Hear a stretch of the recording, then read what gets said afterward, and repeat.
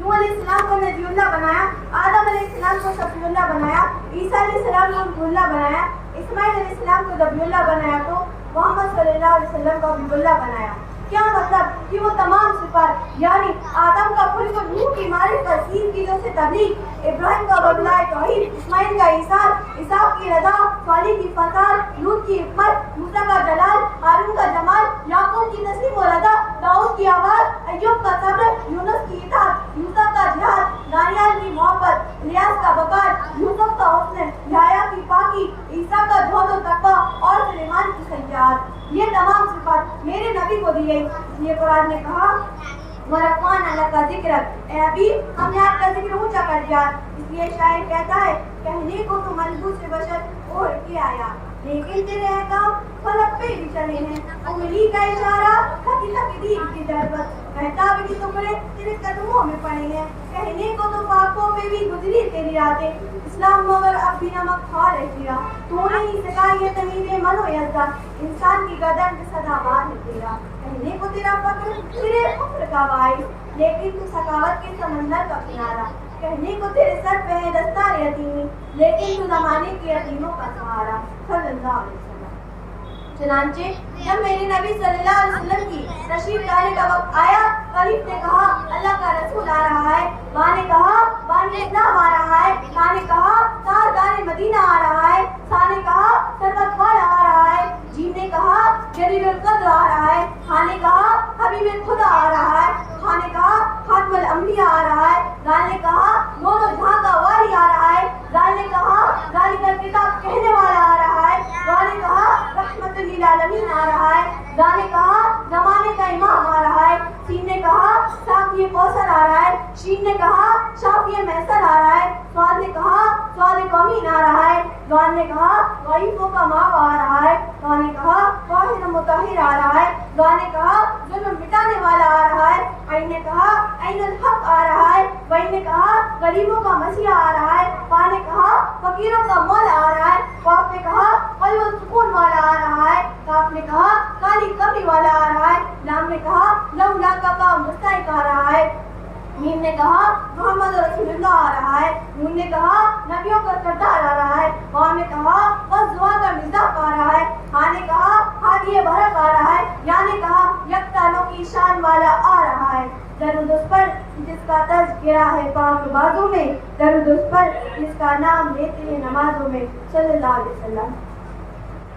حضرات معزز سامعین، عربی ادیب کہتا ہے الفضل ما شہیدت بھی العادہ، فضیلت و بزرگی تو وہی ہے جس کے غیر بھی قائم ہے۔ چنانچہ مشرق و مغرب کے بڑے بڑے موقع کو اصحاب فراست نے بھی اس بات کو تسلیم کیا ہے کہ حضور صلی اللہ علیہ وسلم کا درجہ و مرتبہ دنیا کے بڑے بڑے لوگوں میں سب سے اونچا و بلند ہے، اور غیر مسلم موقعوں نے بھی آپ کی تہذیب، دیانتداری، غریبوں کا رحم، مساوات بین الاقوام اور انسانی صفات کا مکمل نمونہ آپ کو مان لیا ہے۔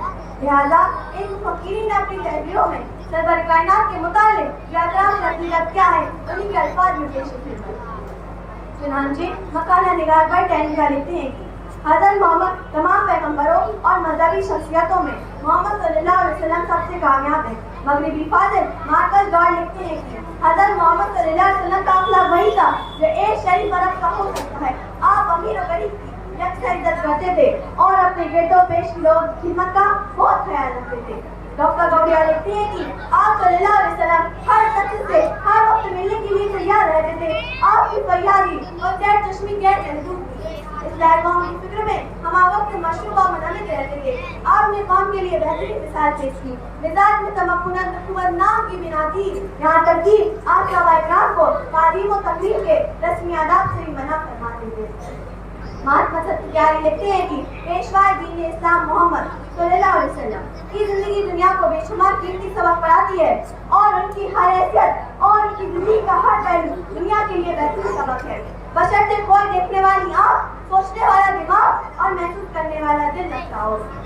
جرمنی کے مشہور پروفیسر ہاؤ لکھتے ہیں کہ میں نے محمد صلی اللہ علیہ وسلم کی تاریخ کو غور پڑھا ہے جو انہوں نے ہلکے خدا کی خدمت اور اصلاح اخلاق کے لیے دی۔ میری رائے یہ ہے کہ آگے وہ کہتے ہیں کہ میری رائے یہ ہے کہ اگر کوئی غیر مسلم بھی اسلام کی ہدایت پر عمل کرے تو وہ بہت کچھ ترقی کر سکتا ہے۔ میرے خیال میں موجودہ زمانے میں سوسائٹی کی اصلاح کا سب سے بہتر طریقہ یہی ہے کہ اسلام کی تعلیموں کو رائج کیا جائے. روسی فلسفہ کانٹ ٹالسٹائے لکھتے ہیں کہ محمد صلی اللہ علیہ وسلم ان عظیم الشان مسیح میں سے ہیں جنہوں نے اتحاد امم کی بہت بڑی خدمت کی ہے. ان کے فخر کے لیے یہ بات کافی ہے کہ انہوں نے وحشی انسانوں کو نور حق کی جانب ہدایت کی اور ان کو ایک اتحادی صلاح پسندی اور پرکار کی زندگی بسر کرنے والا بنایا اور ان کے لیے ترقی و تہذیب کے راستے کھول دیے. حیرت انگیز بات یہ ہے کہ اتنا بڑا کام صرف ایک فرد واحد کی ذات سے ضرور ہوا. مہاتما گاندھی لکھتے ہیں کہ میں دنیا کے مذاہب کا مطالعہ کرنے کا عادی ہوں. میں نے اسلام کا بھی مطالعہ کیا ہے. بانی اسلام نے اعلیٰ اخلاق کی پاکیزہ تعلیم دی جس نے انسان کو سچائی کا راستہ دکھایا اور برابری کی تعلیم دی. میں نے قرآن مجید کا ترجمہ بھی پڑھا ہے. اس میں مسلمانوں کے لیے نہیں بلکہ سب کے لیے مفید باتیں اور ہدایتیں ہیں. جارج برنارڈ شاہ لکھتے ہیں کہ موجودہ انسانی مسائل سے نجات ملنے کی واحد صورت یہ ہے کہ محمد صلی اللہ علیہ وسلم اس دنیا کے ڈکٹیٹر یعنی رہنما بنے. جی ہاں، ایک صحابی رضی اللہ عنہ نے اپنے الفاظ میں اسلام لانے سے پہلے اور اسلام لانے کے بعد کی تبدیلیوں کو نجاشی کے دربار میں اور آپ صلی اللہ علیہ وسلم کے احسانات کا تذکرہ کرتے ہوئے کہا تھا: بادشاہ سلام، ہم جاہلیت میں مبتلا تھے، بتوں کی پوجا کرتے تھے، مردار کھاتے تھے، بدکاری کا ارتکاب کرتے تھے، رشتہ داروں سے قطع تعلق کرتے تھے، پڑوسیوں کے ساتھ برا سلوک کرتے تھے. ہمارا طاقت کمزور کو دبا لیتا تھا. ہم اسی حالت میں تھے کہ اللہ نے ہمارے درمیان ایک ایسا رسول بھیجا جس کی نسب، سچائی، امانت اور پاکدامنی سے ہم واقف تھے. انہوں نے ہمیں دعوت دی کہ ہم صرف ایک معبود کی پرستش کریں. اس کے علاوہ پتھر وغیرہ کے تمام بت جن کی ہم اور ہمارے آبا و اجداد حرص کرتے تھے چھوڑ دیں.